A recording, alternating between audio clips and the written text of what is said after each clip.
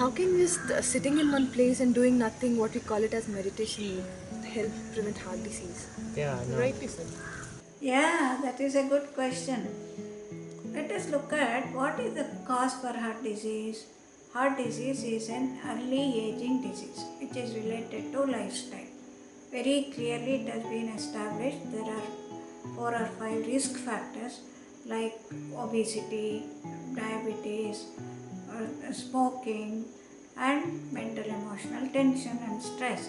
Behind all these, what is the factor? It's the mind. All people who are obese know what to eat, what not to eat, but they cannot control their tongue, therefore, it's all in the mind.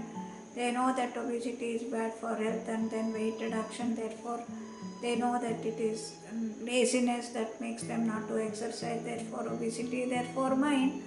Of course, stress is in the mind, smoking in the mind, diabetes not being under control again in the mind. So it's all mind management, lifestyle, mind. Therefore, what is it that we are doing in the mind? We are rushing, speeding, fast life, all the time on the go, on the go. And these people, particularly our type A personalities, are always stressed out, angry, perfectionist, achievers, targets, deadlines, unending ambitions.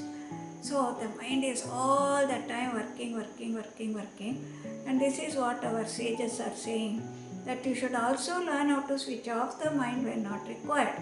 So what we teach in yoga basically is to do deep, slow breathing, relaxation technique and all this to help them to slow down the mind consciously.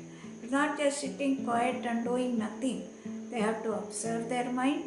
They have to look at their own mind with closed eyes, observe their breathing, observe their body, see where all the tensions are stuck, and then calm down the mind by using a syllable, meditation, etc., in which we give very, very deep rest to the nervous system and reverse the whole process of accumulated stress over a period of time. There's a big science behind it. I always wanted to know that how can yoga, like what kind of medicine will you people prescribe in yoga for a cancer patient? Who's already terminally ill? Come on, That's it's why. like In cancer, one of the major problems that causes cancer, aggravates cancer, and creates lots of problem in cancer patients is their enormous fear. So overcoming fear is mind management. So unless you handle the mind, it's very, very difficult. There is lot of evidence today about the role of mind stress in the causation of cancer, aggravation of cancer, and non-response to the medication, side effects that occur due to cancer, and survivorship. So in all these areas, there is a lot of research evidence, and therefore we prescribe many special, deeply non-stress reducing techniques, which we call as mind sound resonance technique, PET, pranic energization technique, MIRT, mind imagery technique, and there is enough data today to show. We have published about 12 research papers to show the benefits of all these very subtle, deep level meditative techniques which harness their fearlessness, stability, confidence, courage to strengthen their immune system and fight the disease, which is complementary to the modern medical management that we are using today. Yeah, how can yoga treat a mentally ill patient, a retard, with all the postures and breathing, and he's already ill mentally, that and too. he won't even be able to make him concentrate, Yeah. and he'll be sitting and listening to all these techniques. It's difficult to follow the yoga module for a mentally ill patient, I guess. In mental illness, there are two major categories of mental illnesses. One is the type where they have awareness, we call it neurosis, and the other one where they have no awareness of their illness, they are mad, aggressive, they are always thinking that somebody else is at fault. This is psychosis.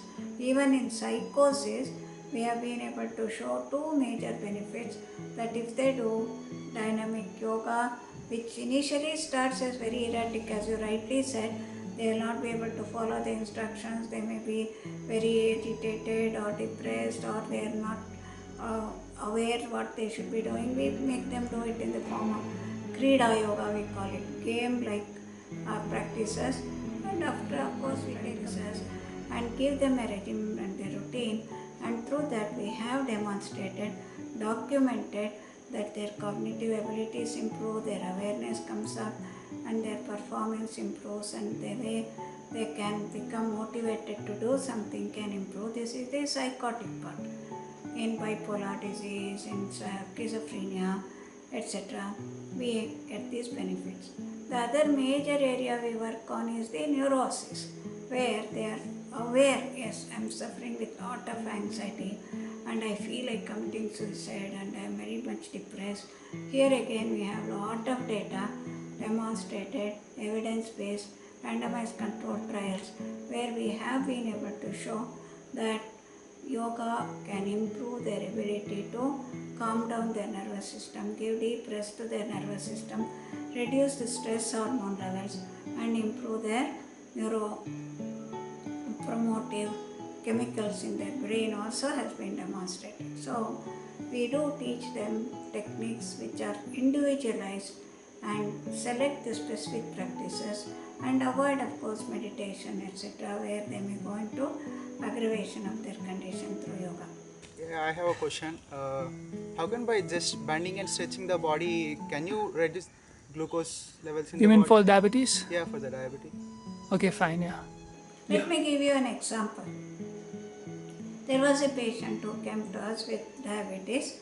He has been diabetic for almost 15 years and on insulin for almost 6 years, taking 100 units of insulin, and he has understood everything that the conventional medicine promotes in the form of exercise, proper diet, and he regularly manages his weight and fairly systematic, but is a big businessman, international business, goes around the world. Naturally, even when he goes out, he takes care of his diet and exercise, but insulin level goes on increasing. His doctor is from Jocelyn in Boston. He asked his doctor, sir, you see, I have done all the changes as you have advised, but why is my insulin going on increasing? Doctor said, this is the maximum that the medical science can offer. You are doing very well as far as lifestyle change is concerned, but you have to really take the insulin because your pancreas is not working or insulin resistance is going high. So is what he said. But the same gentleman comes here and stays here for about 2-3 weeks, and now it's 4 years since he has started doing yoga based physical activity and meditative practices, stress management through a lot of thinking, karma yoga, bhakti yoga, gnana yoga and all this, and he found now he has completely not only stopped his insulin, his HbA1c is 5.2 and he is now ready to stop even the last half tablet that he was taking. How did it happen? That is purely because of his understanding of his own mind and handling his mind. Whenever there are stressfully demanding situations, he handles his mind, calms down his mind and says, no, I am not going to react, but I will only act to the situation. And for that he finds yoga to be very, very beneficial. So there is a lot to do with the mind management, my dear children.